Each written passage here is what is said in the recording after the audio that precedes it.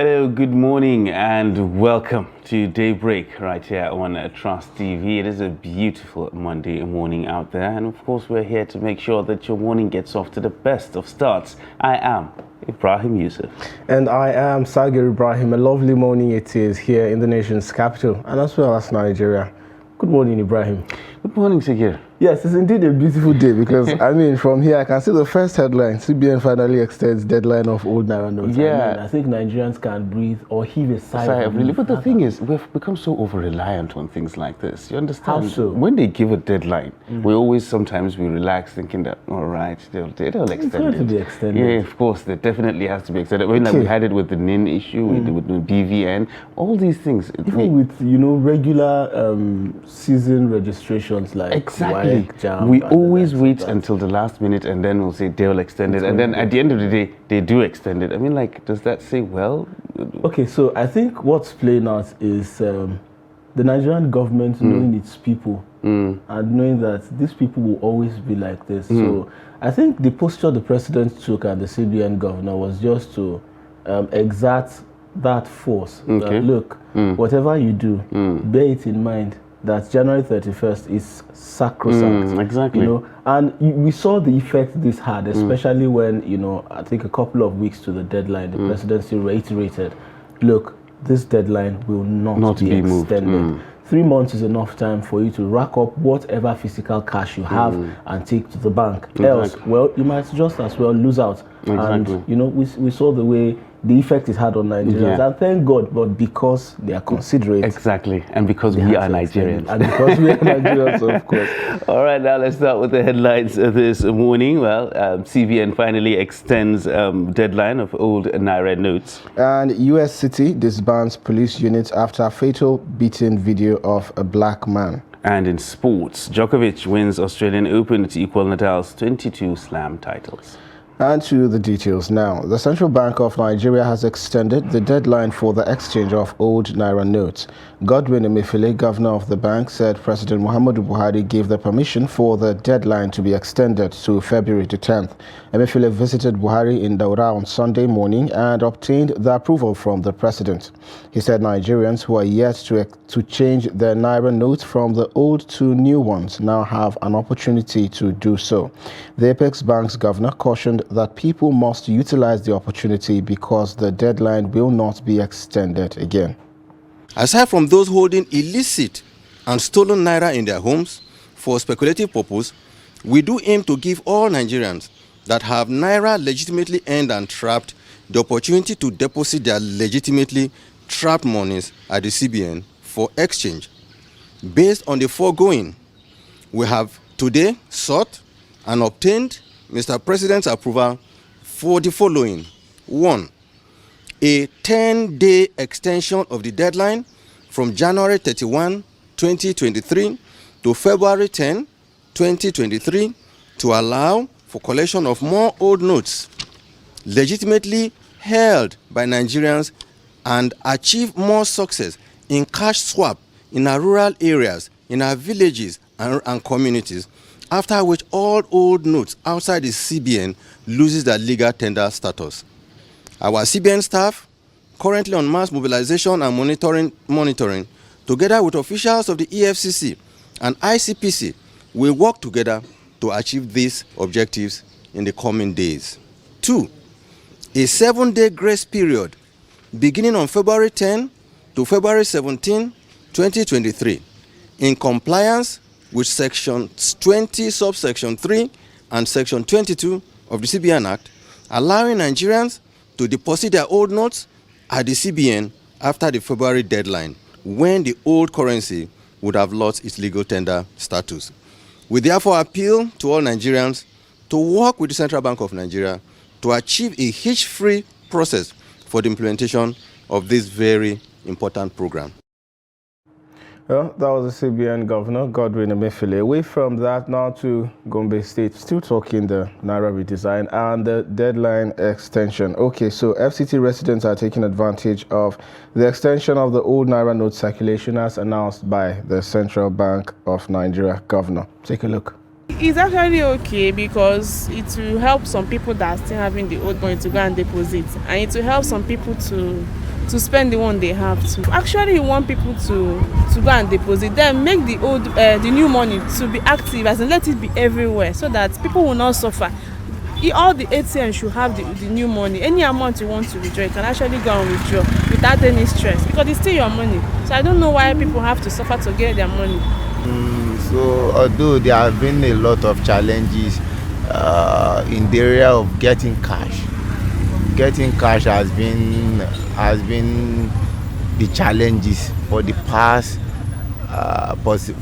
days, due to the government policy which is affecting all. New naira notes these days in Nigeria is like a gold that you have to, if you didn't know people at the bank, if you didn't have connection, and if it is based on ATM machine, you won't see. I take it how we see it now. So it's in the country. Everybody is just running helter skelter to know how CBN want us to do this, because they said, the breaking news, they say that it's by 10th of February. They're going to everything is going to be done. So I don't know. Well, we thank God. That shows that we have a government that have the listening ear. You know, a lot of Nigerians have been suffering for this new currency. When we go to bank to get from the ATM could not be able to disperse. Even though they disperse, they give to 2 or 3 people, they say unable to disperse, money got finished. But we thank God when Nigeria cry to our able Mr. President, and he listened to our cry, and he give order to CBN governor, and they could be able to extend to on 10th of February. That is a good. That was the reaction of FCT residents. Now in Gombe State, our correspondent, Ibrahim Ismail, visited Bajoga, one of the largest commercial hubs in the state, and reports that residents and business operators form long queues to access the CBN's cash swap program following the extension of the deadline. Take a look.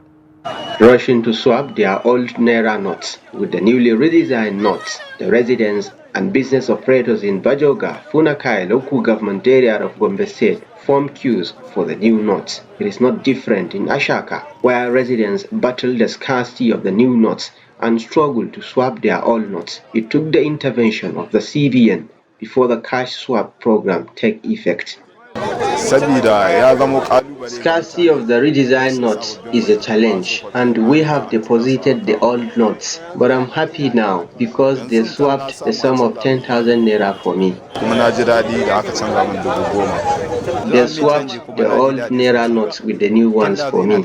I have been trying to get some cash for a long time, and the ATM has a long queue, but I'm happy when I heard about the swap and I came here and got the new naira notes. Some of these people queuing to withdraw the redesigned notes at ATM machines have spent hours, making life difficult. Since 6 o'clock, I'm here. How has the process? Sure, everything is going okay. We are enjoying the thing, but seriously, we don't get plenty money here. That's the problem. People are suffering here. Meanwhile, CBN team could be seen monitoring commercial banks to ensure availability of the redesigned notes. With the extensions of the deadline to 10th February 2023, it is a great opportunity for Nigerians to deposit their old Naira notes at the commercial banks to avoid any financial loss. From Gombe, Ibrahim Ismail reporting for Trust TV. And moving away from that, the U.S. city of Memphis on Saturday disbanded the special police unit whose officers fatally beat a young black man after a graphic video of the assault sparked widespread shock and outrage. The video, which shows 5 officers repeatedly kicking and punching 29-year-old Tyree Nichols as he moans and calls out for his mother, triggered calls for police reform. The southern U.S. city on Saturday announced it has deactivated the officers' special unit known as Scorpion, which was launched in 2021 to reduce illegal activity by assigning more police to high-crime areas. The Memphis Police Department said in a statement it was in the best interest of all to permanently deactivate the Scorpion unit, which stands for Street Crimes Operation to Restore Peace in Our Neighborhoods. Several dozen demonstrators called for police reform Saturday afternoon as they gathered in the chilly rain in front of City Hall, shouting "No justice, no peace" and carrying signs with slogans such as "Justice for Tyree Nichols." And also, an emotional Novak Djokovic beat Stefanos Tsitsipas on Sunday to claim a 10th Australian Open title and equal Rafael Nadal's 22 Grand Slam crowns, a victory that returned him to world number 1. The Serbian star overcame a hamstring injury and off-court drama on his return to Melbourne Park to sweep past the Greek third seed 6-3, 7-6, 7-4, 7-6, 7-5 on Rod Lava Arena. He surged to victory without Father Jan in the stands after he sparked controversy by posing with a fan carrying a Russian flag featuring Vladimir Putin's face following his son's quarter-final win. Djokovic climbed to his player's box after the win to embrace his mother and broke down in uncontrollable tears, collapsing to the ground sobbing. It capped a remarkable comeback by the 35-year-old fourth seed who missed last year's tournament when he was deported over his COVID vaccination stance. After a 3-year ban from Australia was lifted, Djokovic won the lead-up Adelaide International before reinforcing his stature as an all-time great in Melbourne. All right, now looking at some reports on this hour. Barely 24 hours after advising President Muhammadu Buhari against his scheduled state visit to Kano State, Governor Umar Ganduje says that the state is now prepared to receive him.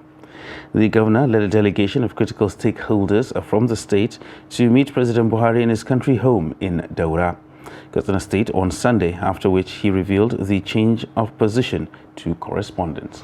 Kende Amadou reports. The Kano state government had written to the president to ask that he postpone his state visit to Kano on Monday because it was deeply concerned about the hardship principally induced by the ongoing cash swap from old to redesigned notes. The decision was taken to avoid any unforeseen circumstances.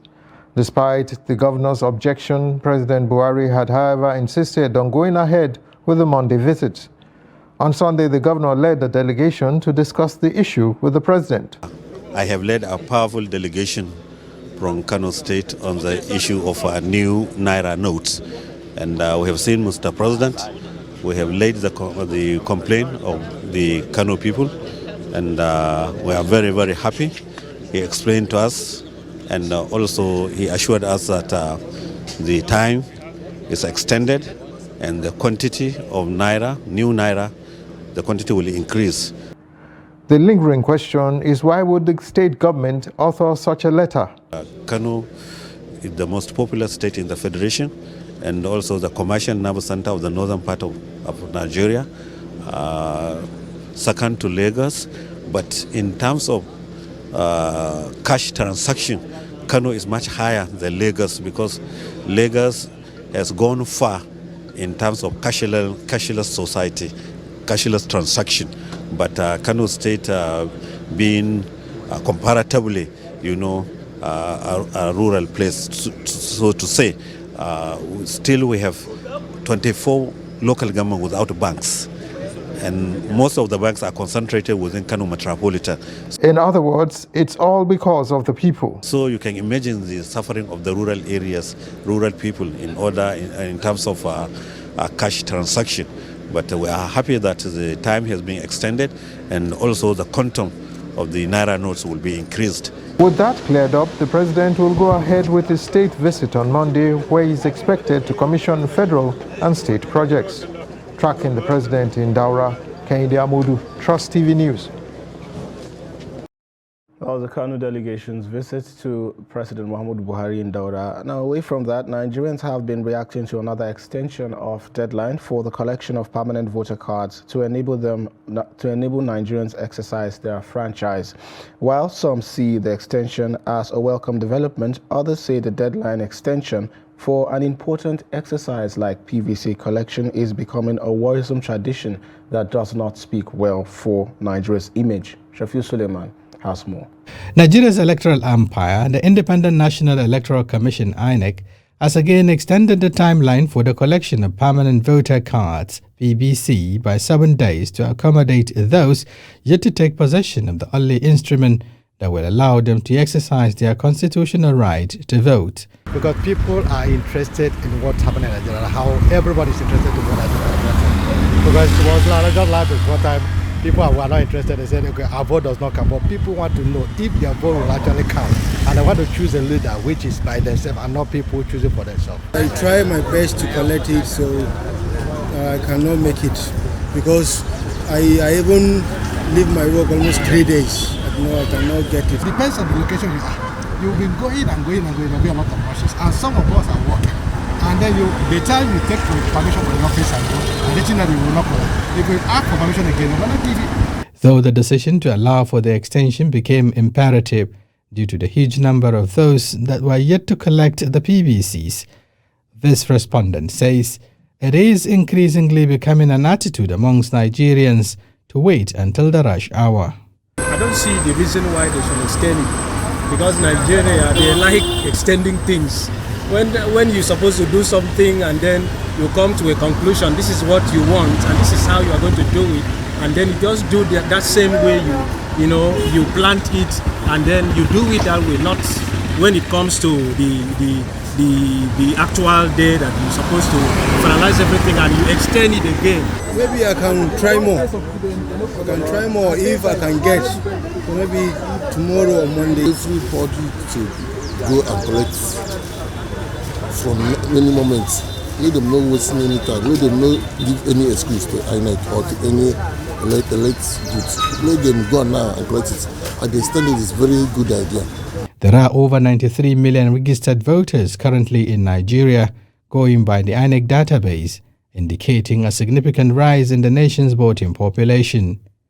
Concerns, however, remain over the willingness of eligible voters to obtain their PVCs, let alone turn out to exercise their franchise on the election day. Shafiu Suleiman, Trust TV News, Abuja. And moving slightly away from elections and electioneering, as part of efforts to save the environment against challenges caused by global warming, experts want the federal government to make electricity more available in order to discourage the felling of trees for charcoal, as the practice is harmful to the environment. Now, the call follows rising costs of gas and kerosene across the nation. Let's take a look.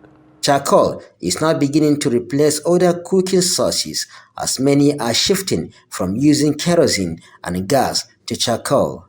The shift is as a result of the persistent increase in the price of cooking gas, kerosene, as many households try to save cost. At least it's economical. The charcoal is economical compared to the gas.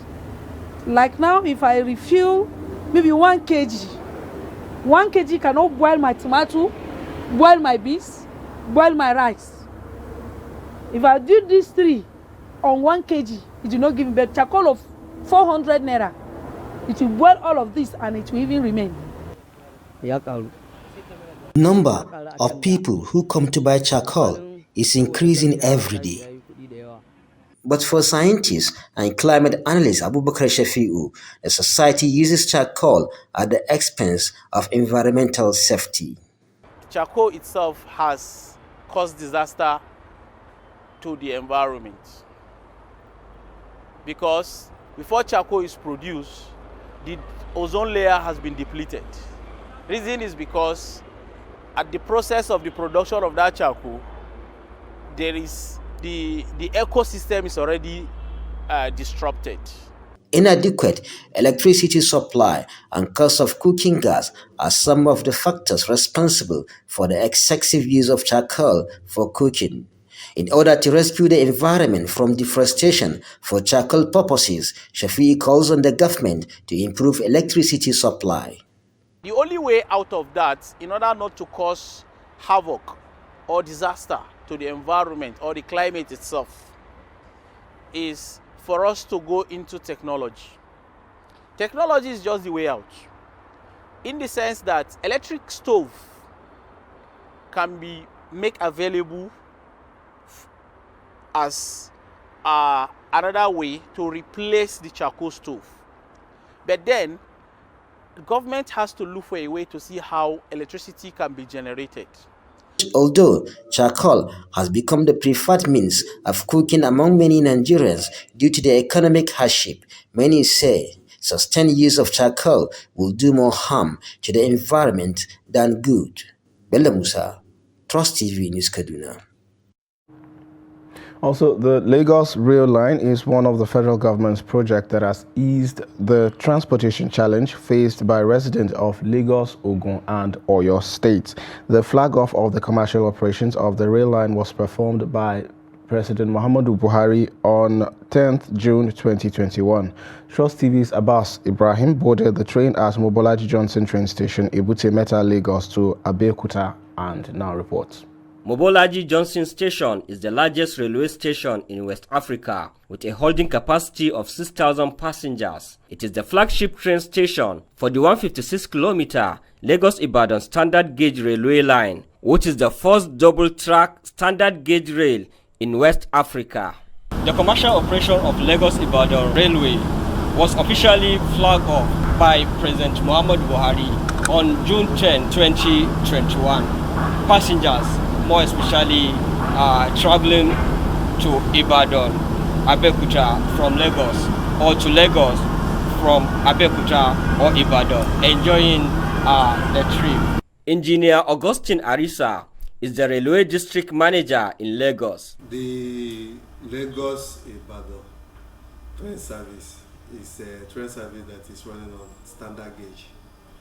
It's an infrastructure of this administration. It's a good thing because all over the world, there is nothing that we use for mass transportation other than the train service. When you are talking of goods, when you are talking of passengers, there is nothing else that you can move people from point A to point B massively. He said many residents of Lagos, Ibadan, and Abeokuta have restored to traveling by rail due to its comfort and safety. Just like you have in other countries, there are infrastructures that is recorded as a part of development to the people.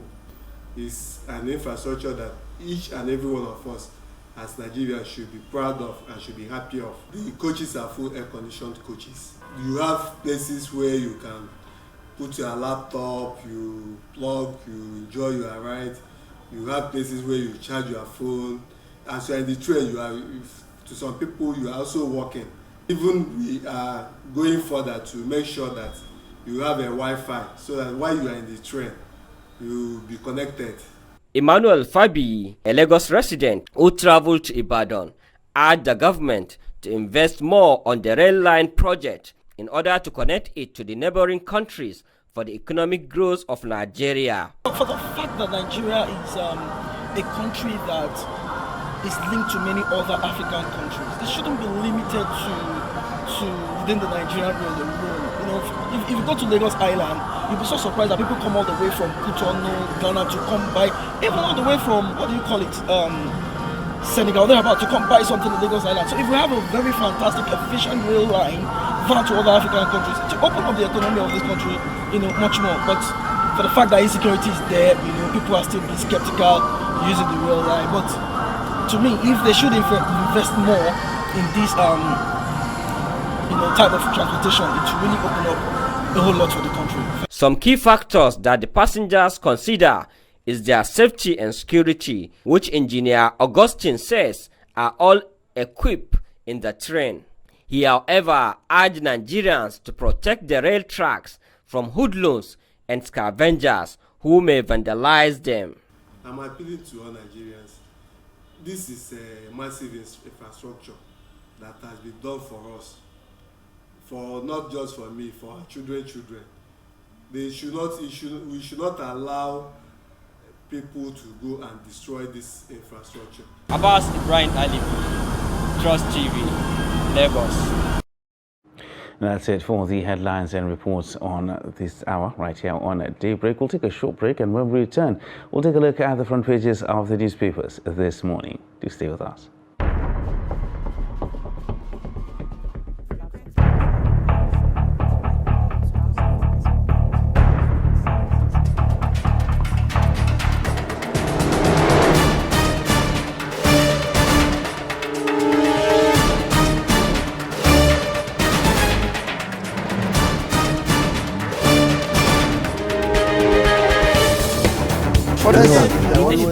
That's great.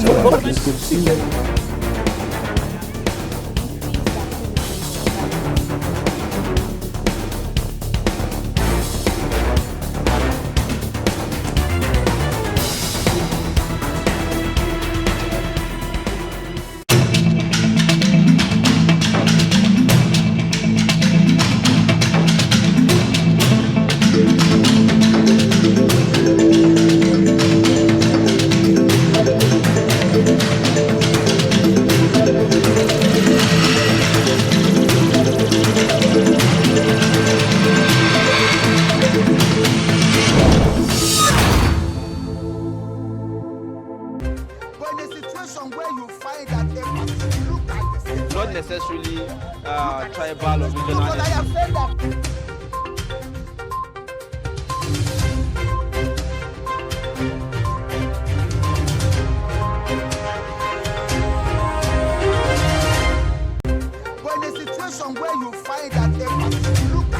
Not necessarily tribal or regional.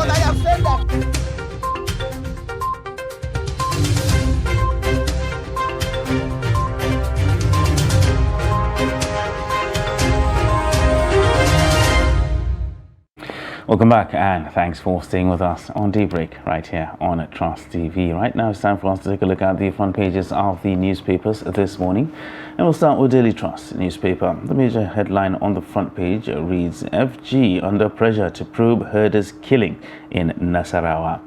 And it comes with riders here that says Macban says it's a war crime, blames Autumn. NBA, NHRC seek compensation for victims' families.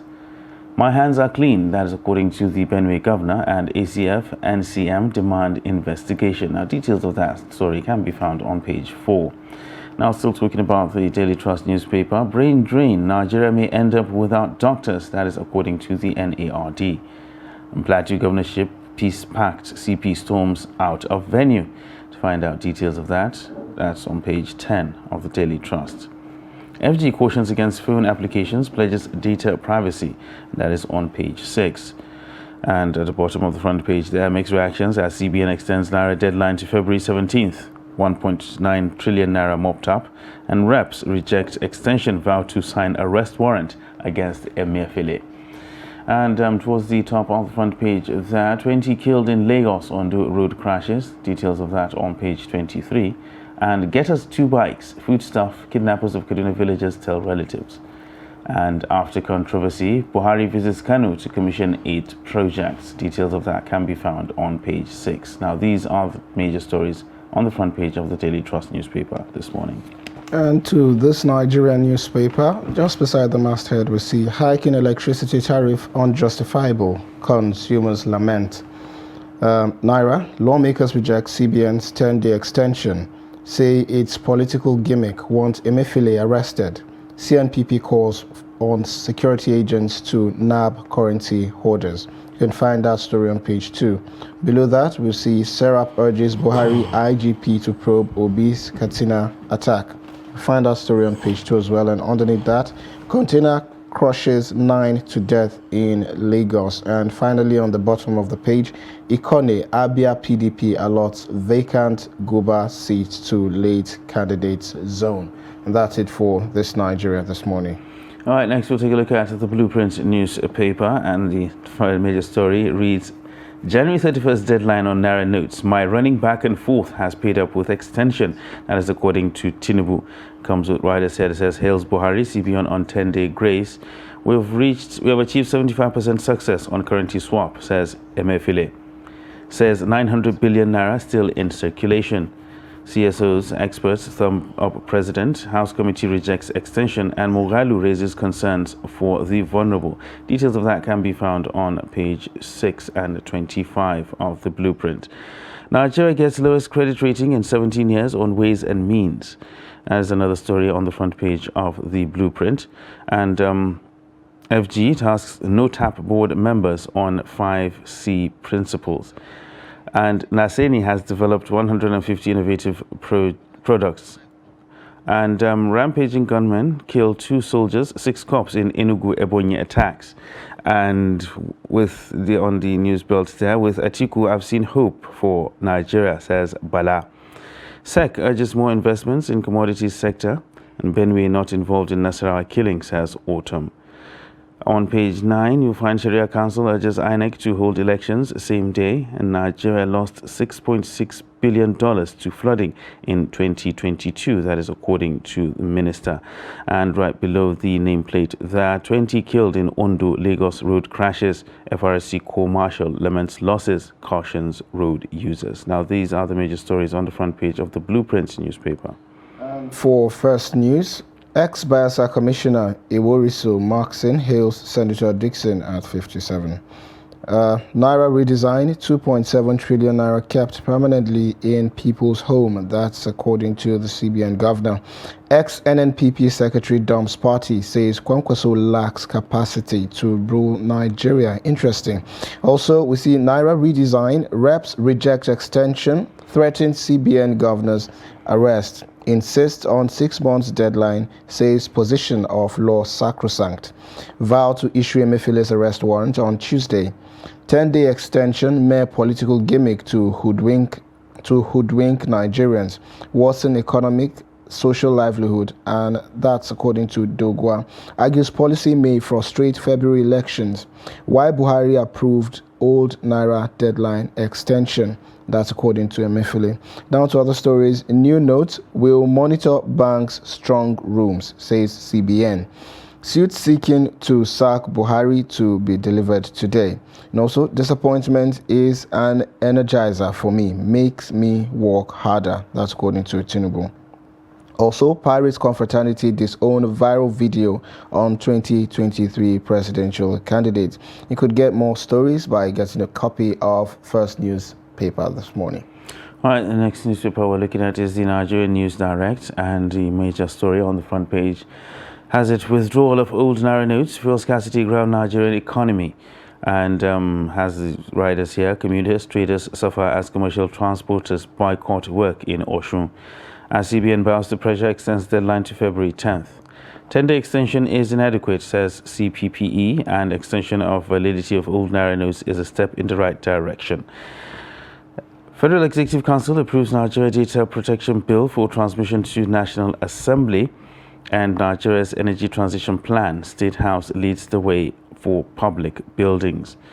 And now to election matters. 2023 election probe attacks on Obi stop governors from targeting opposition, Serap tells Buhari. NAFDAC to implement pharmaceutical traceability to combat substandard and falsified medicines. And at the very top of the front page there, Galaxy Backbone to commission Tier 4 Data Center Regional Office. And 5.5 billion naira debt, EcoBank floors Honeywell at Supreme Court. Registration, FG issues deadline to digital money lenders. These are the top stories on the front page of the Nigerian News Direct newspaper. Consumer goods firms eye export to sidestep FX hurdle. This is the first story at the top of the page of the Business Day newspaper. The big story, Nigeria's oil bid process leaves investors in doubt. Beside that, Nigeria gets lowest credit rating in 17 years. Also, employers tap multi-skilled talent as inflation bites. Also, old notes, CBN wants 900 billion naira deposited before new deadline. And that's the much we can take on the newspaper review this morning, the newspaper headlines rather this morning. We'll go on a quick break, and when we return, we'll be joined by our reviewer. Do stay. But in a situation where you find that they look at the same, not necessarily tribal or regional. But I have said that.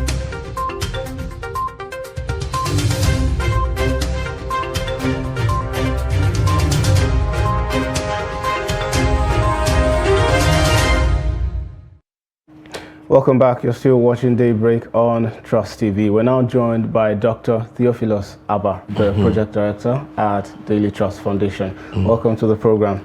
Thank you. Good morning. Thank you, sir. So first I would like to ask, would like to get your reactions now, because reactions are trailing the extension, first of all, of the, deadline for the depositing of old Naira notes in banks, as well as that of PVC collection. So let's start with the old notes. Well, I think that the decision that the CBN, or let me say Buhari, has made to extend the date for the deposition of old Naira notes. Well, when I write it, I put it in quotation mark, old in a single quotation mark, because I don't think the currency should say it's an old one. I think that is the right decision, because as at last week, it was quite difficult for a lot of Nigerians to do transactions, because you don't have the new Naira notes, and traders were rejecting what we call the old Naira notes. And there was confusion. And the argument had been that, look, the process of phasing out, what you call the old Naira note should be gradual. It's not something that should happen suddenly in such a way that people would lose their money. And if you listen to the House of Reps, they came up with an argument that there's nothing like a Nigerian currency becoming old. That, look, a legal tender, the Nigerian currency as a legal tender is a legal tender. So where you now tag one as old and you see this one is being phased out, it's not proper. And they are saying that you need minimum of 6 months, and they are even advocating for 6 months.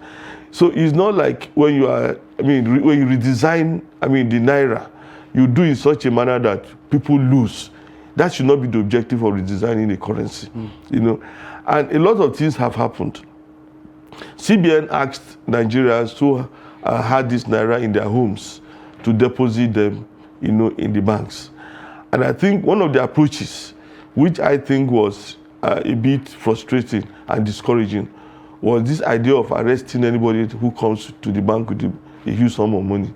If you remember initially, EFCC was saying, okay, some persons were found with this, they came to deposit, arrest and not things like that. And I think that may have been frustrated some persons who say, okay, if I go to the bank, I may be arrested. But then, apart from that, there are so many Nigerians, so many communities, that are unbanked. One of the things we discovered is that the community banking system or microfinance bank is not effective in Nigeria. How so? How so? It's not effective, and I'm like, okay, can you? Yes, because if the community banks were effective, so many rural communities wouldn't have issues. You understand? But now these community banks are not really very effective. Perhaps those who registered them, discover that, look, they wouldn't make as much profit as they would make, if they were running banks in the higher tier of banks. Yes. And so they're not committed to it. So if the community banks were effective, it wouldn't be a problem for people in rural areas. Like you had Gandhi just saying that, look, our people are in rural areas, they do a lot of cash transaction. If we had good community bank, effective community bank, this cash transaction would not be so. These community people will now be depositing their money in the community banks and withdrawn from community bank, and it will be easier for them. But now there are so many rural communities, like I say, like in my own community, I come from Olomaboro local government in Kogi State. There is no single bank in the whole of Olomaboro local government, and the only community bank there, I think has since closed shop. So I'm not talking of 1 year, 2 years. For over 5 years now, there has not been any community bank in Okpo, the whole of Olomaboro. So you have to go to Benue State, to withdraw cash, which is a long distance. Then we used to go to Ampa. Then there was a robbery attack sometime last year. Ampa is another local government. Since then, banking activities in Ampa is almost grounded. So as much as the CBN is taking this stance and insisting that it's either January 31st and now extended to February 10th, there just might not be that infrastructure that they are thinking that is available for Nigerians to speedily exchange, their old notes for the new notes. Yes. You see, the infrastructure will not be available. That is the opportunity. You see, the important thing is for this cash to be made available. You understand? If many Nigerians do not want to keep $1 million naira in their homes, you want to be able to go to the ATM, you want to take 10,000 naira, you can get 10,000 naira. But as at Friday, you see, I went to over 10 banks. Over 10 banks, ATM machines were dried up. There was no cash. And you can imagine that kind of frustration. I met a man who was, he had up to 4 or 5 cards. And he tried to withdraw money. He couldn't withdraw. And we said, okay, this is not working now. He said, no, the problem was this.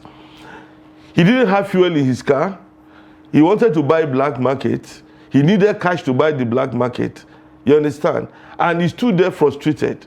If I had cash on me, I would have given to him and said, look, please just go and get this black market. And that was the kind of situation we found ourselves.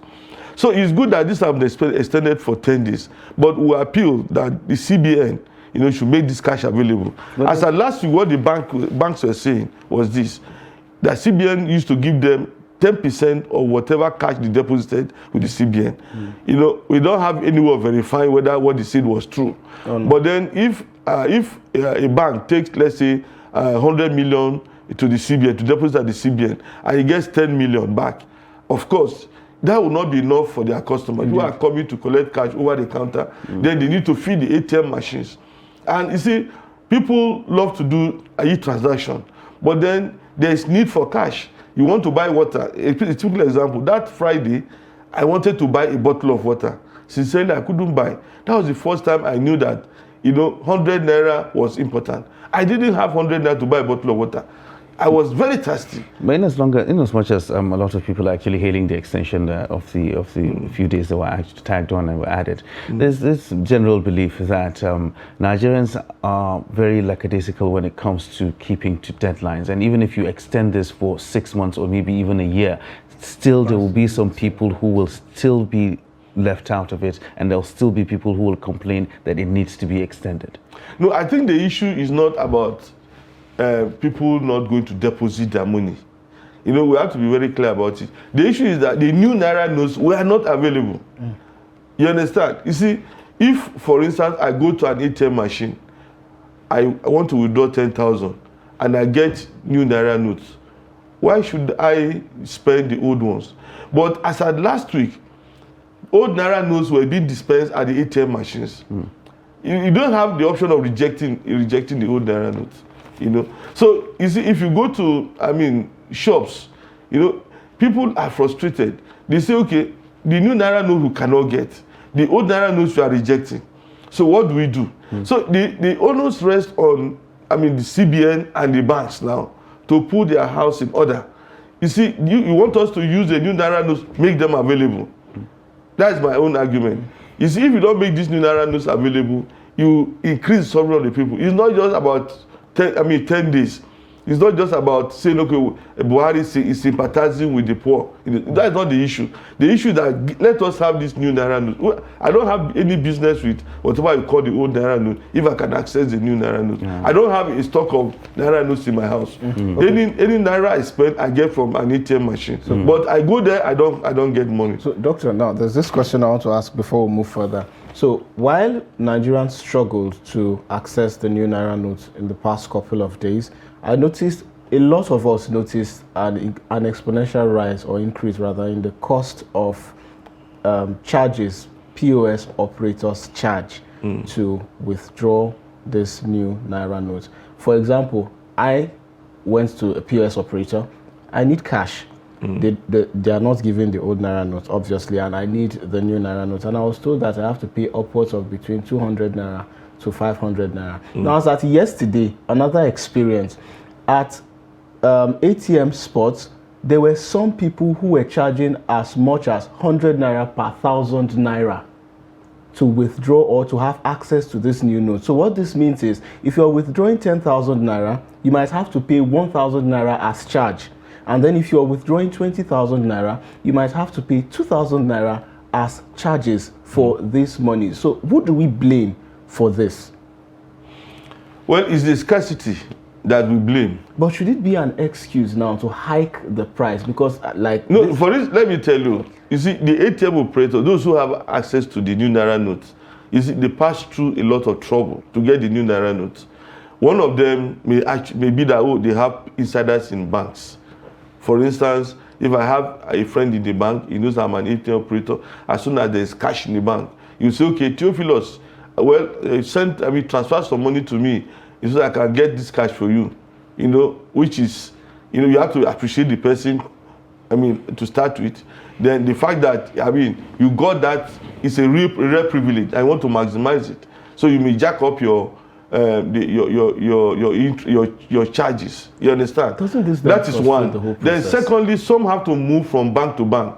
Some have to transfer money from one account to several accounts. Because if you have access to new Naira notes in an ATM machine, you can't withdraw more than 2,000 at times. You can't withdraw more than 5,000 at times. So you now have to transfer the money to several accounts to be able to several bank accounts to be able to use various ATM machines to withdraw. That is a lot of effort.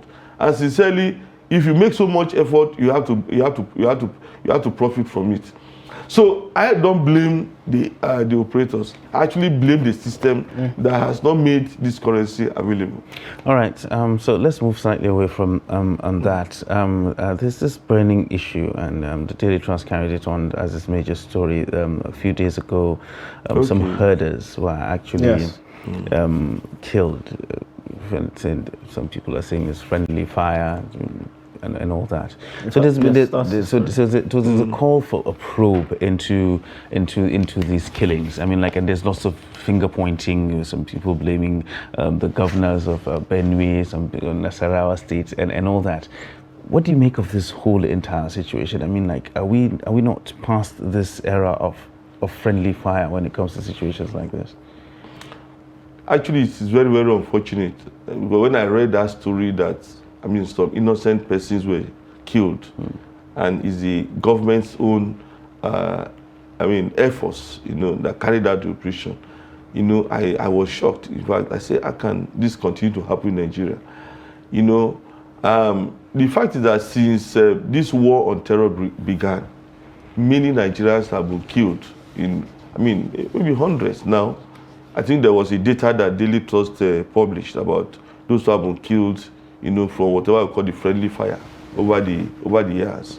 A lot of Nigerians, from what has happened in the northeast to north central, there were even in Kaduna, there were times people say we asked the military to come and help us, and then what we now discovered was that they were bombing our own locations, saying, look, they were targeting bandits, they were killing our people, So it has happened several times. There is this one that happened in Yobe State. I think Daily Trust even investigated a year after. There's a Buhari community in Yobe State, about 40-something persons were affected. It was something like that, a Nigerian Air Force bombing the community. And you see, this thing needs to be investigated, and the government, the military needs to come clean, because most times when these things happen, we are told that the bandits or the criminals or the terrorists, were believed to live in those communities. Maybe they embedded themselves in that society. So when these bombings take place, innocent persons are killed. But this is the era of precision warfare, is that not? Where, the Americans will say, want to target so and so location, they get a building, they get the individual, they use, this is the era of precision warfare. So we cannot continue to give excuses to say, oh, we thought that was where the criminals were. We thought that, the criminals were there, they used these guys as body shields and all this and all that. We should go past that. So I'm calling for, I'm advocating for a thorough investigation. Because how was the decision to bomb that location taken? What intelligence did they have? How credible was that intelligence? Was there any way of verifying if it is a tip-off? Was there any way of verifying it to know whether what was said was true? You understand? Because if you don't have, even if you are working by intelligence, there are other ways of confirming. What we know about using intelligence to carry out action is that when Mr. A gives you information, you find somebody to corroborate, to say, yes, what Mr. A said is true, or is probably true. Give me some minutes, I will verify. You understand? But if you work on a single intelligence information, you can get it wrong. And we have seen it severally. Where people will raise alarm, they will call the military and say, look, we are under attack. And then the military will say, oh, let's go there and rescue. And while the military, are on their way, they come under attack. So it's even possible that these criminals could call you and ambush you. They will raise the kind of distress call and say, look, we're in trouble. You do know that it's the criminals that are calling you so that they can ambush you. So you see, there is a need to verify and to corroborate any intelligence that you use in carrying out attacks. And if we discover that was not done in this case, and innocent persons were murdered, then something ought to be done. But I would advocate that there should be a thorough investigation. Not only on this, but on several others. Because all over Nigeria, you see, it has happened so much that people believe that even the military were working, you know, in cahoot with their enemies. You know, that the military came to bomb us when we were complaining that we're under attack. It has happened several times. And this should not be so, because it creates disunity, it creates disaffection, it creates suspicion, you know. And, you know, the fear is that some persons may go and attack the others and another community, thinking that they were behind their woes, which may not be true. So there's need for a clean investigation. The military, the government must come clean.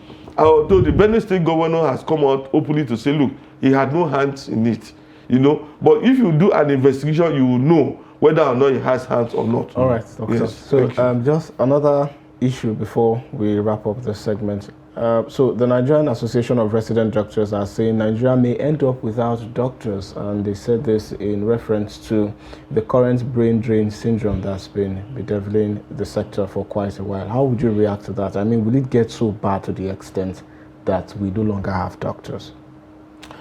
Well, there was a report that, an investigation that we did recently, was actually based on data. I will look at the level of the movement of medical doctors from Nigeria to other parts of the world. And we noticed that even in some tertiary hospitals in Nigeria, many, I mean, what do you call them? Is it specialists? Consultants had to move. Many doctors that people felt, well, this is the one that I rely upon, had to move. I remember it's a particular case in Niger State where the only cancer oncologist, call him oncologist. The only oncologist in that hospital migrated, he left. Wow. And so you have many hospitals in Nigeria, you know, where doctors, you know, are just waiting to leave. So they're filling forms, they want to move. And the reason is because the condition of service, sincerely, is not conducive. You see, common electricity in some hospitals, there's no electricity. We are not even talking of modern technology. You see, in every profession, there's advancement. Now, in Nigeria, you are practicing medicine, you know, and you are like somebody who is still doing medicine in the Stone Age, when your peers in other parts of the world are using modern technology. For instance, somebody told me, say, in some parts of the world, if you complain about an ailment, you know, an investigation is conducted. You know, you take your blood sample, take your urine sample, whatever, take it, culture it, do the investigation. Then apart from that investigation, they will now go to another level of investigation. They will match whatever was discovered with drugs, available drugs that can treat that ailment. Then there's this precision that, look, this is the drug that you need to take to deal with this. You understand? Now, recently, my younger brother complained about an ailment. He went to one hospital in Abuja. They gave him a particular drug.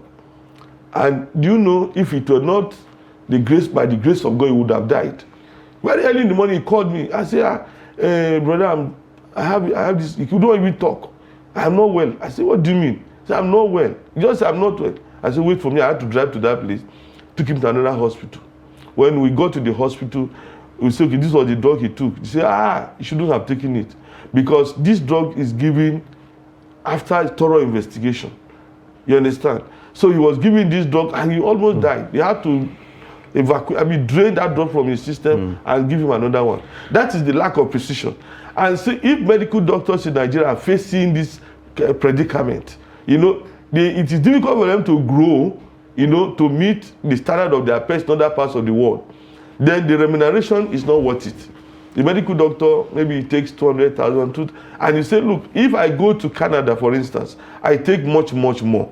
So with under that atmosphere, you know, you see many of them want to go. All right. They want to leave this country. Clearly, a lot needs to be done to be able to make sure that we don't suffer that fate. Well, I think at this point, that's where we wrap up the newspaper review on Daybreak this morning. Dr. Theophilus Abba, thank you very much for coming on the show today. Thank you very much. And we appreciate the insights. Thank you. All right. This is still Daybreak on Trust TV. We'll take a short break, and when we return, it will be top of the hour. The show rolls on. Do stay with us. But in a situation where necessarily tribal or regional.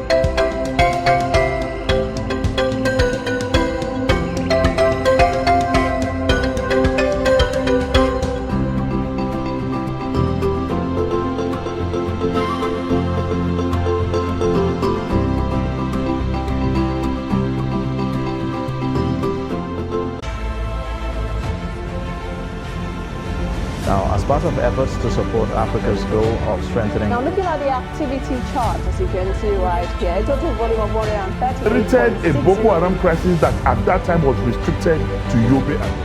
How secure are they? You can see security men with blood.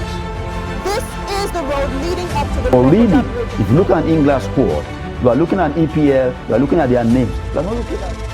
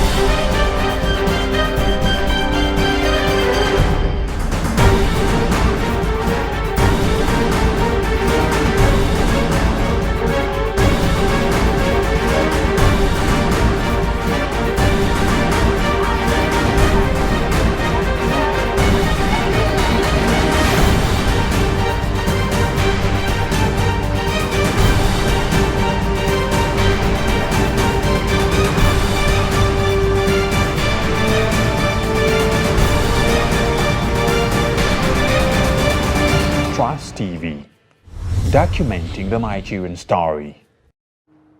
Good morning, Nigeria. You're watching Daybreak on Trust TV, and my name is Sagir Ibrahim. It's the top of the hour, and of course, the continuation of the program, which commenced since 7 a.m., as you know, and I'm not alone in the studio. All right, welcome to Daybreak. I am Ibrahim Yusuf. If you're just joining us, well, you missed a whole hour of the show this morning, but of course, we've got so much more lined up for you at this moment. Moving on now, we start with headlines. CBN finally extends deadline of old Naira notes. And USCT disbands police unit after fatal beating video of a black man. In sports, Djokovic wins Australian Open to equal Nadal's 22 slam titles.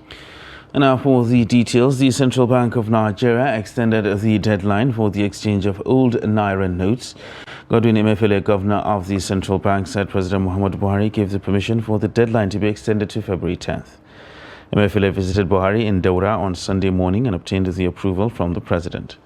Said Nigerians who are yet to change their naira notes from the old to new ones now have an opportunity to do so.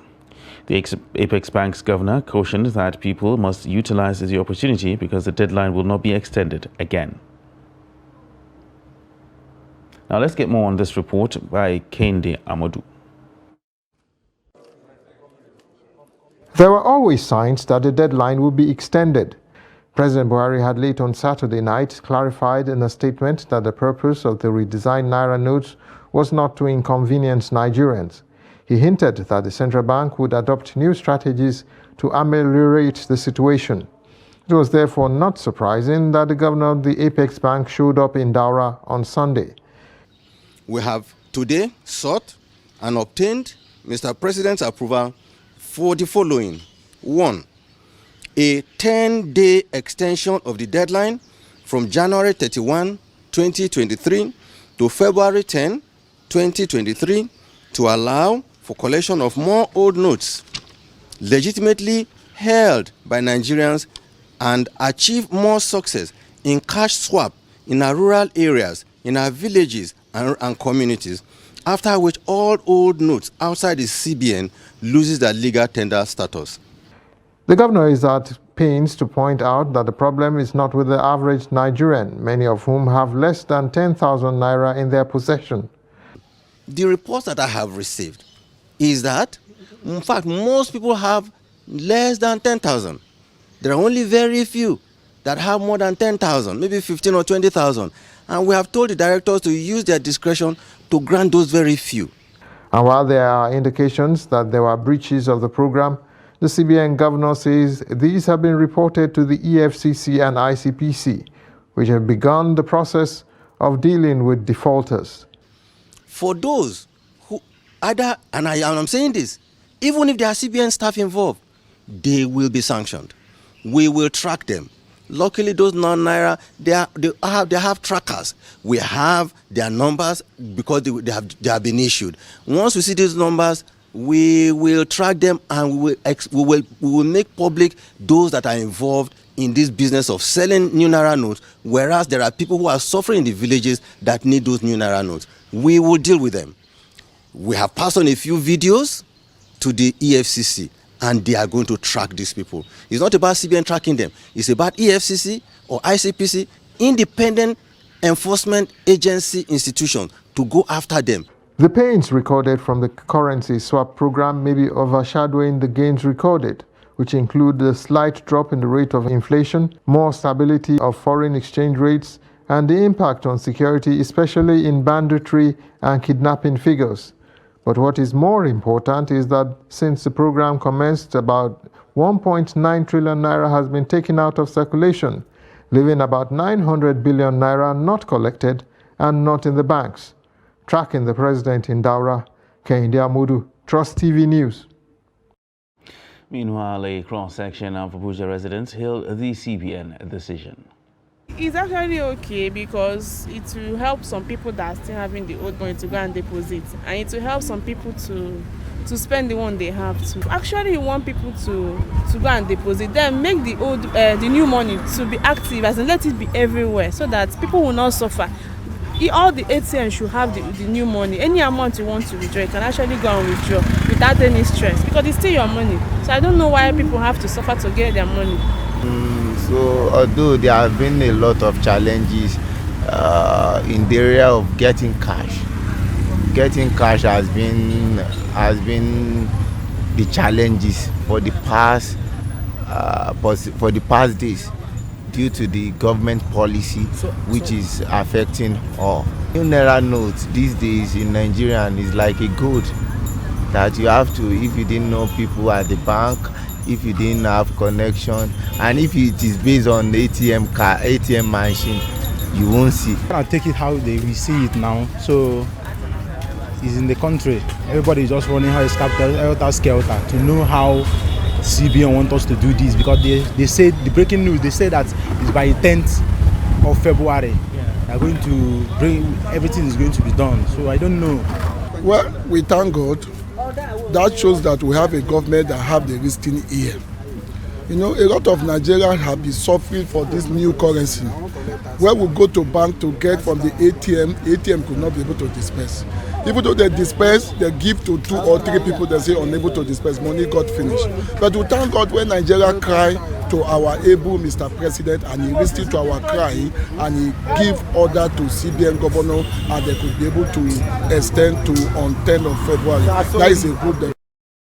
Meanwhile, residents of Gombe are taking advantage of the extension of old Naira note circulation announced by the Central Bank of Nigeria to get the new banknotes.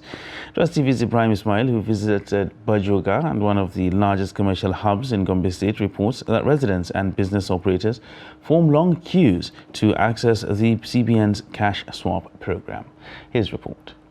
Rushing to swap their old Naira notes with the newly redesigned notes, the residents and business operators in Bajoga, Funakai local government area of Gombe State form queues for the new notes. It is not different in Ashaka, where residents battle the scarcity of the new notes and struggle to swap their old notes. It took the intervention of the CBN before the cash swap program take effect. Scarcity of the redesigned notes is a challenge, and we have deposited the old notes, but I'm happy now because they swapped the sum of 10,000 naira for me.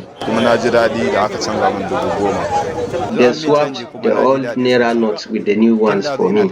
I have been trying to get some cash for a long time, and the ATM has a long queue, but I'm happy when I heard about the swap and I came here and got the new naira notes. Some of these people queuing to withdraw the redesigned notes at ATM machines have spent hours, making life difficult. Since 6 o'clock I'm here. How has the process? Sure, everything is going okay. We are enjoying the thing, but seriously, we don't get plenty money here. That's the problem. People are suffering here. Meanwhile, CBN team could be seen monitoring commercial banks to ensure availability of the redesigned notes. With the extensions of the deadline to 10th February 2023, it is a great opportunity for Nigerians to deposit their old Naira notes at the commercial banks to avoid any financial loss. From Gombe, Ibrahim Ismail reporting for Trust TV. Away from that, the U.S. city of Memphis on Saturday disbanded the Special Police Unit whose officers fatally beat up a young black man after a graphic video of the assault sparked widespread shock and outrage. The video, which shows 5 officers repeatedly kicking and punching 29-year-old Tyre Nicholas as he moans and calls out for his mother, triggered calls for police reform. The southern U.S. city on Saturday announced it had deactivated the officers' special unit known as Scorpion, which was launched in 2021 to reduce illegal activity by assigning more police to high-crime areas. The Memphis Police Department said in a statement it was in the best interest of all to permanently deactivate the Scorpion unit, which stands for Street Crimes Operation, to restore peace in our neighborhoods. Several dozen demonstrators called for police reform on Saturday afternoon after they gathered in the chilly rain in front of City Hall shouting, "No justice, no peace," and carrying signs with slogans such as "Justice for Tyre Nicholas." And in sports, an emotional Novak Djokovic beats Stefanos Tsitsipas on Sunday to claim a 10th Australian Open title and equal Rafael Nadal's 22 Grand Slam crowns, a victory that returned him to the world number 1. The Serbian star overcame a hamstring injury and off-court drama on his return to Melbourne Park to sweep past the Greek third seed 6-3, 7-6, 7-6 on Rod Laver Arena. He surged to victory without his father, Stojan, who in the stands after he sparked controversy by posing with a fan carrying a Russian flag featuring Vladimir Putin's face following his son's quarter-final win. Djokovic climbed to his player's box after the win to embrace his mother and broke down in uncontrollable tears, collapsing to the ground, sobbing. It capped a remarkable comeback by the 35-year-old fourth seed who missed last year's tournament when he was deported over his COVID vaccination stance. After a 3-year ban from Australia was lifted, Djokovic won the lead-up Adelaide International before reinforcing his stature as an all-time great in Melbourne. And to packages now, Nigerians have been reacting to another extension of the deadline for the collection of permanent voter cards to enable more Nigerians to exercise their franchise. While some see the extension as a welcome development, others say the deadline for extension for an important exercise like the PVC collection is becoming a worrisome tradition that does not speak well for Nigeria's image. Shafiu Suleiman reports. Nigeria's electoral umpire, the Independent National Electoral Commission (INEC), has again extended the timeline for the collection of permanent voter cards (PVC) by 7 days to accommodate those yet to take possession of the only instrument that will allow them to exercise their constitutional right to vote. Because people are interested in what's happening in Nigeria, how everybody's interested in what happening. Because it was just like before time, people were not interested. They said, okay, our vote does not count. But people want to know if their vote will actually count. And they want to choose a leader which is by themselves and not people choosing for themselves. I try my best to collect it, so I cannot make it. Because I even leave my work almost 3 days. No, I cannot get it. Depends on the location you are. You've been going and going and going. There'll be a lot of rushes. And some of us are working. And then the time you take permission from the office and go, and letting that you will not collect. If you ask for permission again, you will not give it. Though the decision to allow for the extension became imperative due to the huge number of those that were yet to collect the PVCs, this respondent says it is increasingly becoming an attitude amongst Nigerians to wait until the rush hour. I don't see the reason why they should extend it, because Nigeria, they like extending things. When you're supposed to do something and then you come to a conclusion, this is what you want and this is how you are going to do it, and then you just do that same way you plant it, and then you do it that way, not when it comes to the actual day that you're supposed to finalize everything and you extend it again. Maybe I can try more. I can try more if I can get. So maybe tomorrow or Monday. Everybody to go and collect from many moments. Let them know what's any time. Let them know give any excuse to INEC or to any elect groups. Let them go now and collect it. I understand it is a very good idea. There are over 93 million registered voters currently in Nigeria, going by the INEC database, indicating a significant rise in the nation's voting population. Concerns, however, remain over the willingness of eligible voters to obtain their PVCs, let alone turn out to exercise their franchise on the election day. Shafiu Suleiman, Trust TV News, Abuja. Now moving on to other things, the Lagos-Ibadan line is one of the federal government's projects that has eased the transportation challenge faced by residents of Lagos, Ogun and Oyo states. The flag-off of the commercial operations of the rail line was performed by President Muhammadu Buhari on the 10th of June 2021. Trust TV's Abbas Ibrahim boarded the train at Mobolaji Johnson train station, Ebute Metta, Lagos to Abeokuta, and now reports. Mobolaji Johnson Station is the largest railway station in West Africa with a holding capacity of 6,000 passengers. It is the flagship train station for the 156-kilometer Lagos-Ibadan standard gauge railway line, which is the first double-track standard gauge rail in West Africa. The commercial operation of Lagos-Ibadan Railway was officially flagged off by President Muhammadu Buhari on June 10, 2021. Passengers, more especially traveling to Ibadan, Abeokuta from Lagos, or to Lagos from Abeokuta or Ibadan, enjoying the trip. Engineer Augustine Arisa is the railway district manager in Lagos. The Lagos-Ibadan train service is a train service that is running on standard gauge. It's an infrastructure of this administration. It's a good thing because all over the world, there is nothing that we use for mass transportation other than the train service. When you are talking of goods, when you are talking of passengers, there is nothing else that you can move people from point A to point B massively. He said many residents of Lagos, Ibadan and Abeokuta have restored to traveling by rail due to its comfort and safety. just like you have in other countries. There are infrastructures that is recorded as a part of development to the people. It's an infrastructure that each and every one of us as Nigerians should be proud of and should be happy of. The coaches are full air-conditioned coaches. You have places where you can put your laptop, you plug, you enjoy your ride. You have places where you charge your phone. As you're in the train, to some people, you are also walking. Even we are going further to make sure that you have a Wi-Fi so that while you are in the train, you'll be connected.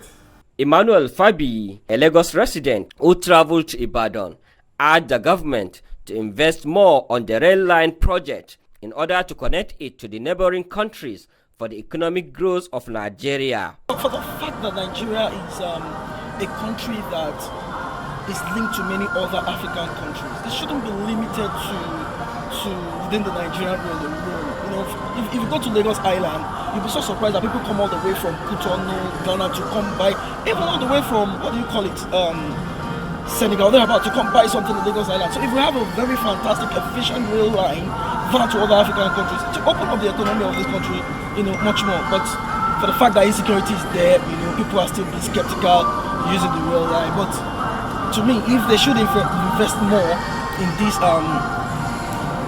type of transportation, it will really open up a whole lot for the country. Some key factors that the passengers consider is their safety and security, which engineer Augustine says are all equipped in the train. He, however, urged Nigerians to protect the rail tracks from hoodlums and scavengers who may vandalize them. I'm appealing to all Nigerians. This is a massive infrastructure that has been done for us, for not just for me, for our children. We should not allow people to go and destroy this infrastructure. Abbas Ibrahim Ali, Trust TV, Lagos. And as part of efforts to save the environment against challenges caused by global warming, experts warn the federal government to make electricity more available in order to discourage the cutting of trees for charcoal, as the practice is harmful to the environment. The call follows the rising cost of gas and kerosene across the nation. Take a look. Charcoal is now beginning to replace other cooking sources, as many are shifting from using kerosene and gas to charcoal. The shift is as a result of the persistent increase in the price of cooking gas, kerosene, as many households try to save cost. At least it's economical. The charcoal is economical compared to the gas. Like now, if I refuel maybe 1 kg, 1 kg cannot boil my tomato, boil my beans, boil my rice. If I do these 3 on 1 kg, it will not give me better. Charcoal of 400 naira, it will boil all of this and it will even remain. Number of people who come to buy charcoal is increasing every day. But for scientists and climate analyst Abubakar Shafi'u, the society uses charcoal at the expense of environmental safety. Charcoal itself has caused disaster to the environment, because before charcoal is produced, the ozone layer has been depleted.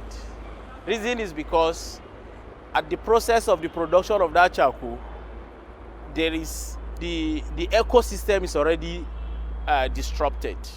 Inadequate electricity supply and cost of cooking gas are some of the factors responsible for the excessive use of charcoal for cooking. In order to rescue the environment from deforestation for charcoal purposes, Shafi calls on the government to improve electricity supply. The only way out of that, in order not to cause havoc or disaster to the environment or the climate itself, is for us to go into technology. Technology is just the way out, in the sense that electric stove can be made available as another way to replace the charcoal stove. But then the government has to look for a way to see how electricity can be generated. Although charcoal has become the preferred means of cooking among many Nigerians due to the economic hardship, many say sustained use of charcoal will do more harm to the environment than good. Bello Musa, Trust TV News Kaduna. All right, that's it for the headlines and reports for this hour on Daybreak. We'll take a short break right now, and when we return, the show continues. Stay with us.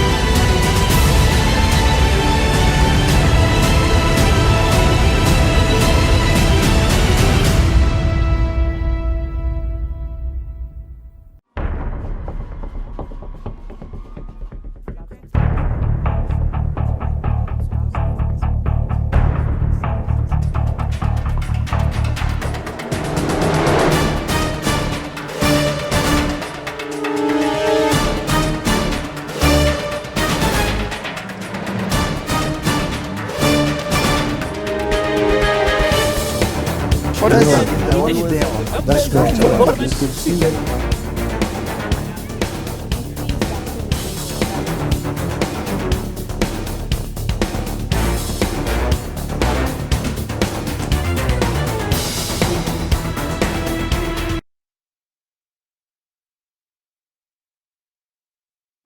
Welcome back, and thanks for staying with us on Daybreak right here on Trust TV. Now it's time for us to take a look at our conversation for today.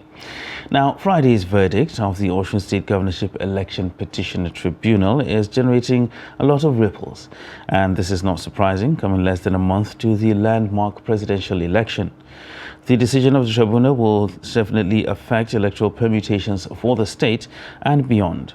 Now, more critically, the split judgment has pushed through the four certain critical issues around the 2023 general election.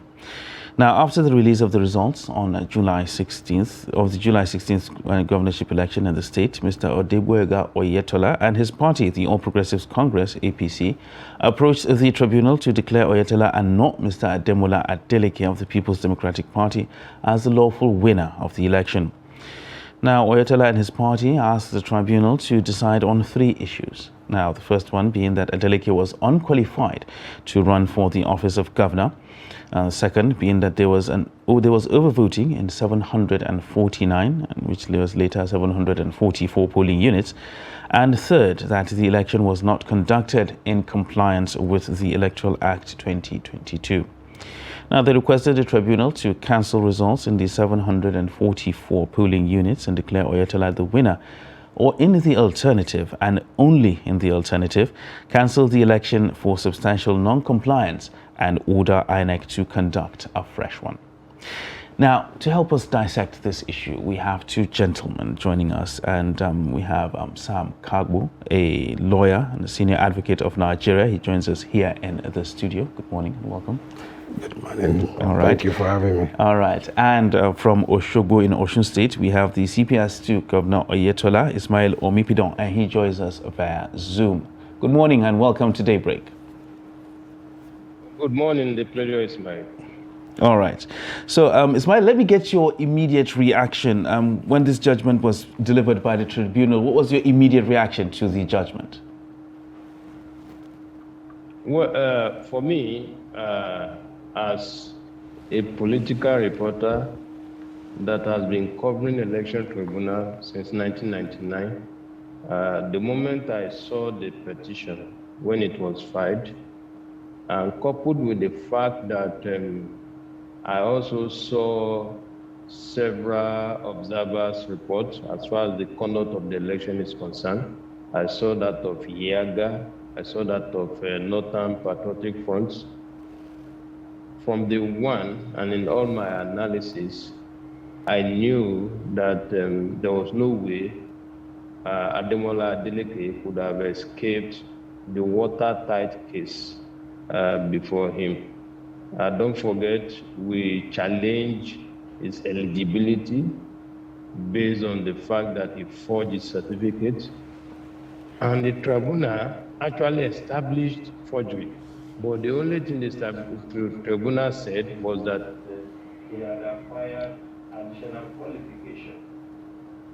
But for me, if we want to stretch it further, if we go by the popular axiom that you cannot build something on nothing, it therefore goes further to say that those additional qualifications, the whole level that qualified him to acquire those additional qualifications, is the one we are attacking. And so if the tribunal can establish that that certificate was indeed forged, then it amounts to nothing, because that was what he used to acquire the additional qualification. So for me, I was not surprised at the outcome of the tribunal. My only surprise was that the tribunal did not uphold our claim of disqualification. And if you recall very well, the moment I saw the Yaga support, I came forth to say that indeed my principal never lost that election. We only lost the vote count. And I think the tribunal judgment has vindicated that position. Okay, CPS. So, however, despite the fact that there's the issue of the whole certificate saga, Governor Adeleke was not disqualified at on that stance as it is. So, should this whole certificate issue still be brought into this conversation as it is? I'm surprised that it didn't happen, but I believe that I have our lawyers. I believe cause appeal. And I want to believe that we will still get something on the basis of that forgery. Okay, because we cannot be in a society where people struggle to go to school, and you now have somebody that everybody around him knows he never went to school, to now be parading a certificate. Thank you very much, CPS. It's a good thing we have Barrister Sam with us in the studio. So, Barrister, the question now, the tribunal has given its judgment. So, first of all, will this judgment stand the test of time, owing that, both parties were actually accused of, or there was overvoting, which favored both parties, rather. So, will it stand the test of time? Well, let me start by saying that whatever I say here is going to be tentative. I have to be very cautious because I have not read the full judgment. I got snippets of it from the media, and I'm just going to make my what I would call my intelligent guesses and speak generally as to what the law says. And let me start from the beginning. Yes, after an election, the Electoral Act gives the parties the right to contest the result and return on 4 grounds. The first ground is that the person who was returned and declared the winner was not qualified as at the time of the election, and that qualification is restricted to not meeting the requirements of the Constitution. The Constitution gives a requirement, prescribes a requirement for any political office. So if you fall short of that, that will be caught up by that provision.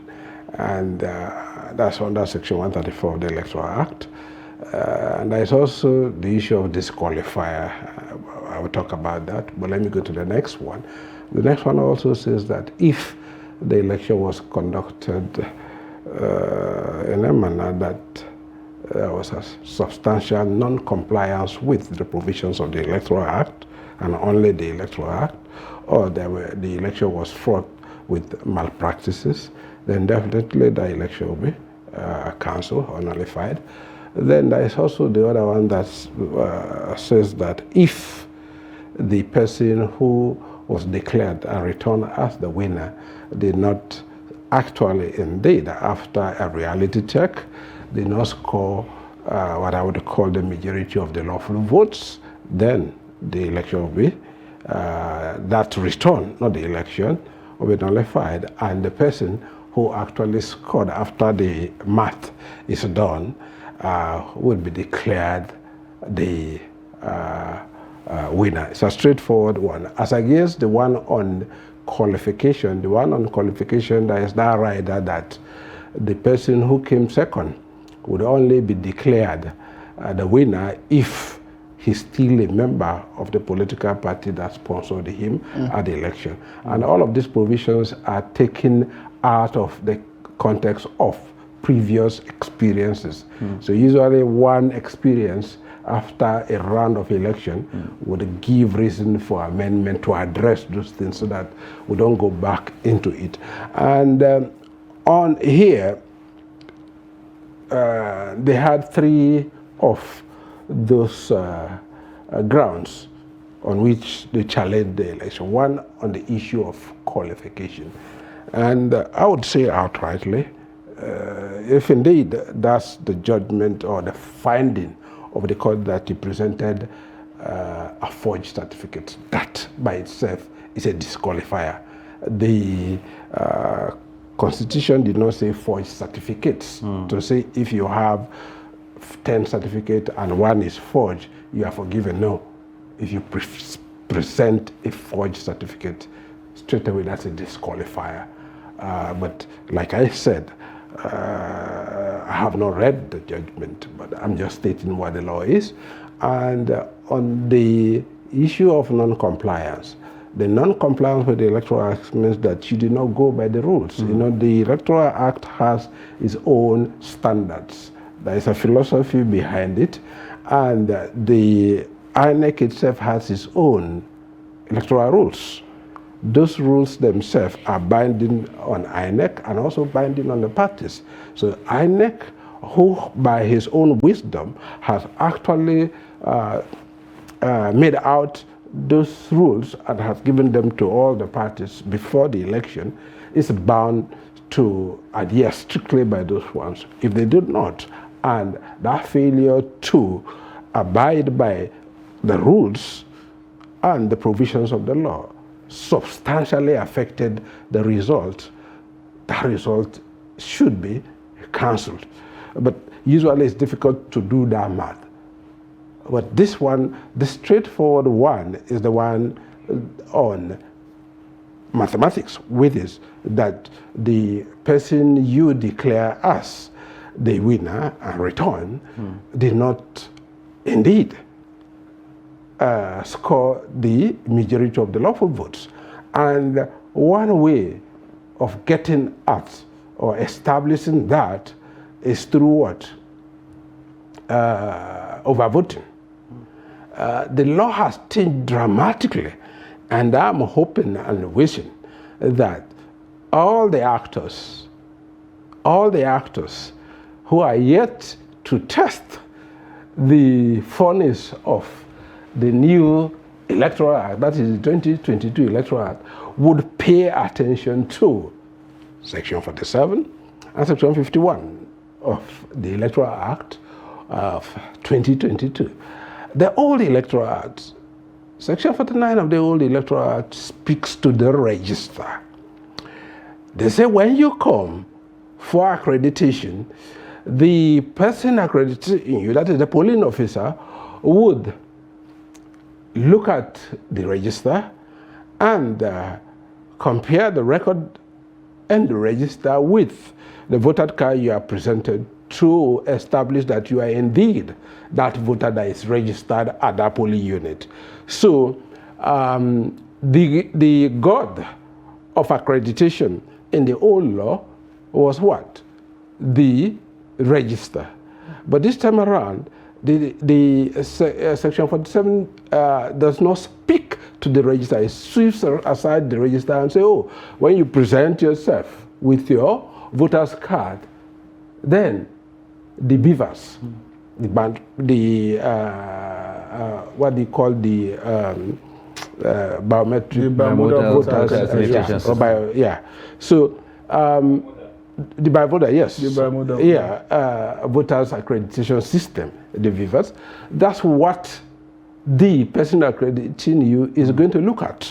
Okay. And only that, no register, and therefore to establish accreditation, the standard and the only number that is to be reckoned with is what is established in the tabulation of the beavers. And the beavers is real time. It is not an imputation of the polling officer. Okay. It is clocking as you are, once you are accredited and you go to vote, it clocks. So, Barrister, you mentioned the beavers, and I have a follow-up question to that. But before then, I want to ask CPS Omikpedan this question. CPS, one of the reasons you gave for contesting the election victory of Governor Adeleke was that they flouted the Electoral Act. Does this in any way create any form of doubt in INEC, because of course INEC conducted that election? So are you saying in any way that INEC, you have some unreserved or some unsatisfactions with the way the election was conducted? Thank you very much. While the learned SCM was speaking, I was listening to him attentively, and one of the points he raised for me has nullified the basis upon which the dissenting judgment stands. Because the argument of one of the justices that delivered the dissenting judgment was that we needed to include voter register as part of the material to prove overvote. But our lawyers insisted that the new Electoral Act 2022 has taken care of that.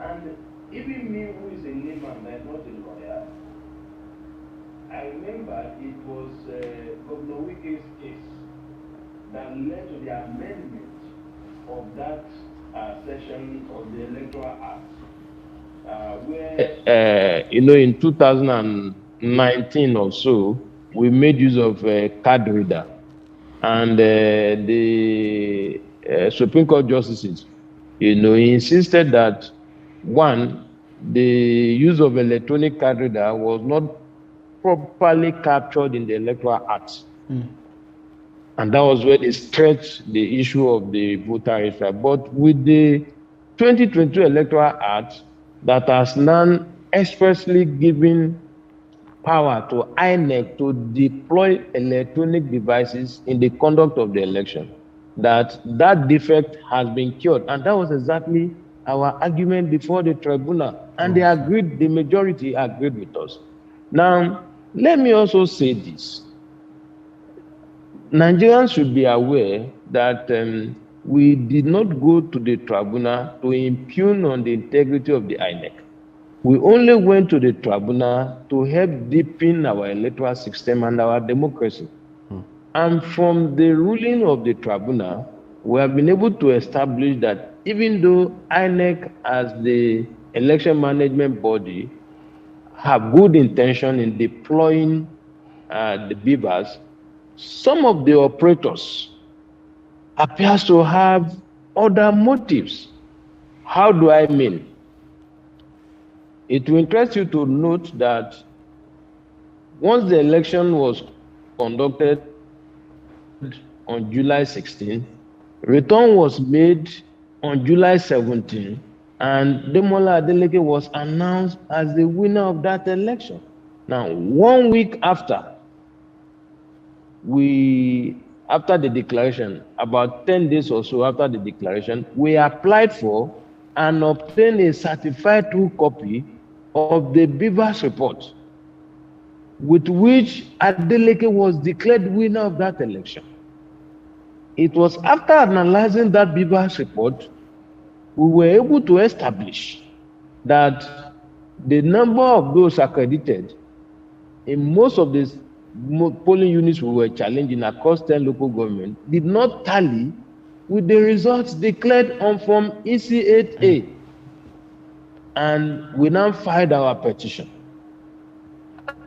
After filing our petition, apparently some persons, in an attempt to cure what we have established in our petition, now gave another Beavers report to PDP.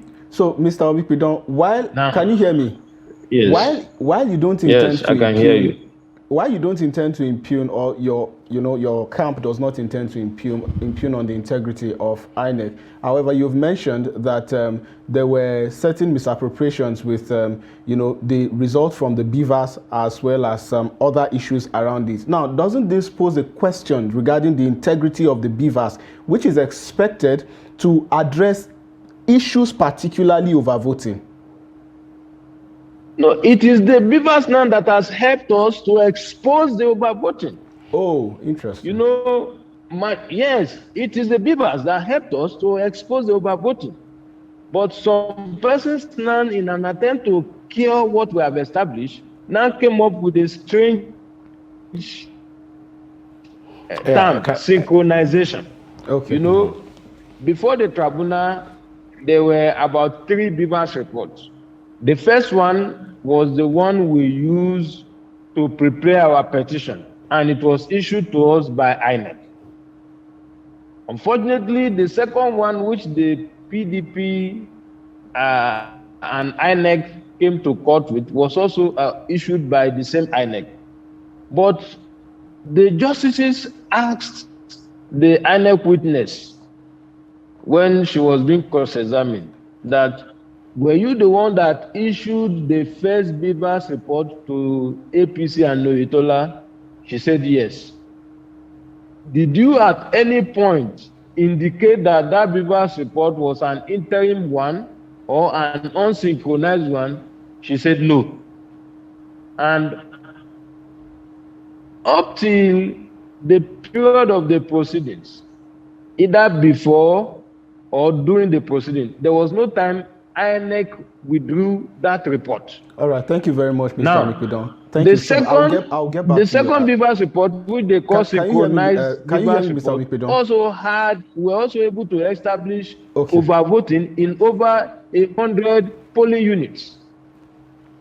So that was why the tribunal said that even though the other 2 Beavers reports were prepared during the pendency of the case in an official capacity, it was an attempt to manipulate official records. Okay. Thank you very much. So, Barrister. Yes, please. Perhaps you heard all of what he said, and perhaps you have a response. Yeah, I have that. But let me tell you how sometimes you can have overvoting. I'm not saying, I'm not going to make the conclusions he's making because he's nearer to the facts and perhaps he's safer with his own facts. But let me say from experience, because I've been part of this process from 1999. So, you know, there was this time when we had ballot stuffing. And which is to say, I could have my own ballot before accreditation, and I pick the one that is given to me by the polling officer. I move to the polling booth. I'm going to be there alone. All I would do, I would take the ones in my pocket and put them in. That would constitute overvoting. Because when the ECA is tabulated, they are going to count the ballot papers in the box, because all ballot papers have to be in the box. So the ECA is not generating its own numbers. It's going to generate those numbers from the number of people who cast by the ballot box, not the number of people. By the ballot box. By the ballot papers in the ballot box. So if you have clever people who would think that they can beat the process, the Beavers has addressed that. Because like I said, the Beavers is going to be real time. That is why they say online. You know, that was the what would I call it now? The controversy as to whether or not to allow it be real time. And the law says it's going to be real time. You understand? So the Beavers is not going to count or record the number of ballot papers, but the number of voters. And mind you, like I said, unlike those times where if you have 1 million registered voters, and there are only 5 voters that queued and voted, and yet, instead of 5, you put 500, and you want to prove overvoting, the first hurdle is that, oh, it's not overvoting because what? The register has 1 million voters. But we all know that we can never really exhaust the number of voters. Yes. Most times they undervote. But the Beavers has come to address that. There could also be mathematical mistakes, which I think those who are making the tabulations would have taken into consideration. Usually before you file your petition, you have to have what we call forensic analysis of the voting materials.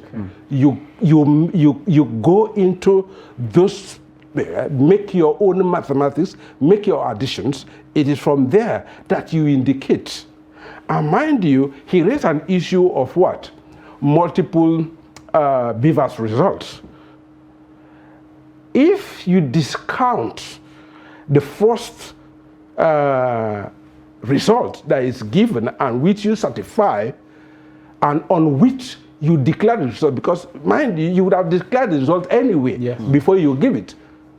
And you are not going to declare the result on the basis of the ECA forms. Of course, the returning officer is going to what? Have his own electoral form that is going to return. But you are going to depend on the Beavers. If you have declared the result on the basis of the Beavers, it may not be logical for you to turn around to say, oh, there hasn't been some synchronization and therefore those numbers are tentative. You may not be hard to say so. But mind you, the most critical part of it too is that you are supposed to put in your petition within 21 days. And after 21 days, you are not allowed to recreate another case. And therefore, and most times, you'll be allowed to go and do what we call this forensic analysis and SAT with the INEC papers. When you now come back to put them in, even after the order that is given to you, you make your own application, you go and get all these things certified, and you now come back to the tribunal. They will say, oh no, you want to establish a new case. Yes. You ought to have established that case before you file your own petition. So if a petitioner has filed his own petition on the basis of your own official record, you may not be allowed to turn around to bring in new ones. Let me tell you from my own personal experience. 2011, my team was able to nullify the governorship election in Kebbi State. That was the only one in 2011.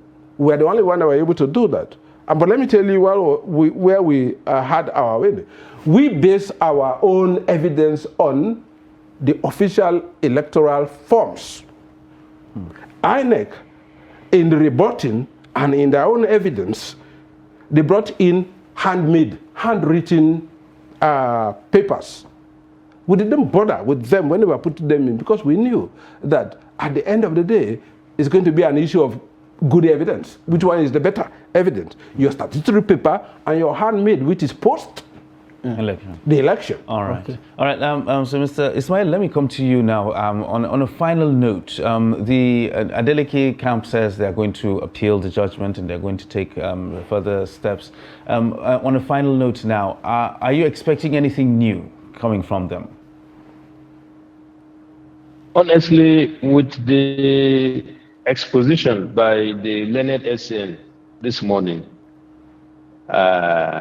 my confidence has been boosted that if they go to the appeal up to the Supreme Court, we will carry the day, because most of the argument we advance, our legal team advancing in court, are the same argument the learned SN is advancing. Because we filed our case. After filing our case, they saw our pleadings, they saw the places we were challenging, they now came up with what they call a synchronized givers report. Unfortunately for them, even the witness INEC called admitted that they were overvoting.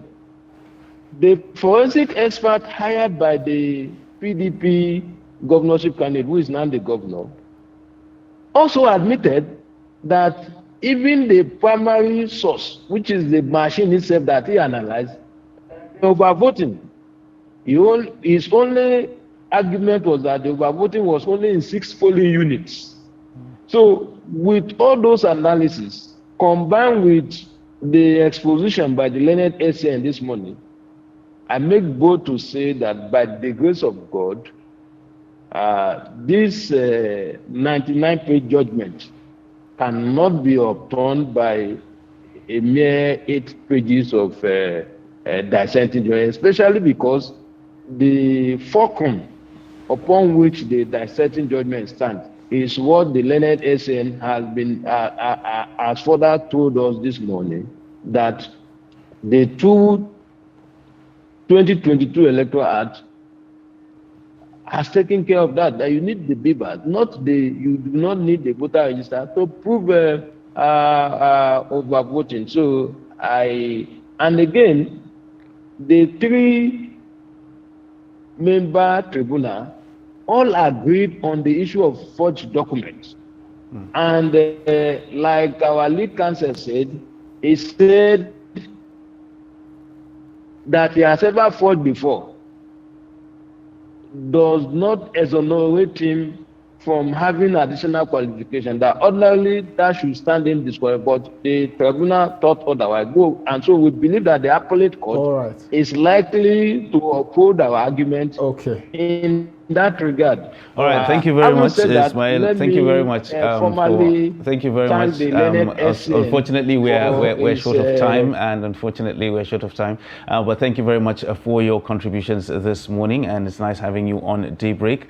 And of course, we look forward to following up on other issues as well. Thank you very much, Ismail Umipidon, for joining us from Oshobo, and of course, right here in the studio. Barrister Sam Kagbo, thank you very much for Thank coming you on for the show. having me. Yeah, and we appreciate Thank you. all the insights that you gave us this morning. Thank you very much. All right, that's about the size of the show on Daybreak this morning on Trust TV. Why don't we do this all again tomorrow? I am Ibrahim Yusuf. And I'm Sagir Ibrahim saying thank you for watching and do join us again.